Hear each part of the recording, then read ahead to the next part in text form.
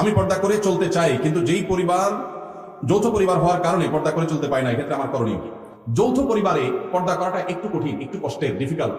এক্ষেত্রে দরকার হয় সবার সহযোগিতা। আমরা ছোটবেলায় আমরা দেখেছি যৌথ পরিবারের থেকেও মানুষ পর্দা করার চেষ্টা করত।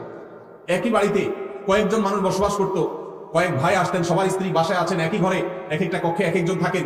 তো বাহির থেকে আসলে অনেক সময় গলা পরিষ্কার করে ঢুকতো, গলা পরিষ্কার করে প্রবেশ করতো, যাতে করে মেয়েরা তারা নিরাপদে সাইড হয়ে যায়, পর্দার খেলাপ না হয়। এখন হায়া লজ্জা এমন উঠা উঠছে, হনহনায় ঢুকে যায়, ন্যূনতম পর্দার বিধানটা জানেই না। এটা মুসলমানদের জন্য লজ্জা।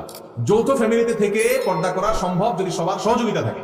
ঠিক আছে, পুরুষরা যখন আসবে মহিলার সাইড হয়ে যাবে, পুরুষরা যখন বের হবে মহিলারা তখন সাইড দিবেন, মহিলারা যখন থাকবে পুরুষরা ঢোকার আগে তাদের পারমিশন নেবেন, প্রাইভেসি মেনটেন করবেন। দেখুন, ইসলামের পর্দার বিধানটা হলো মানুষের প্রাইভেসি রক্ষা করার জন্য, মানুষের প্রাইভেসি মেনটেন করা, রক্ষা করা। এটা ইসলামের অনেক বড় একটা সৌন্দর্য যে ইসলাম মানুষের প্রাইভেসি রক্ষা করেছে। একজন নারী, আপনি তার সৌন্দর্য তার অনুমতি ছাড়া বা তার সৌন্দর্য আল্লাহর অনুমতি ছাড়া আপনি দেখে অবলোকন করবেন, আপনার জন্য হারাম করা হয়েছে, তার প্রাইভেসি আপনি নষ্ট করছেন।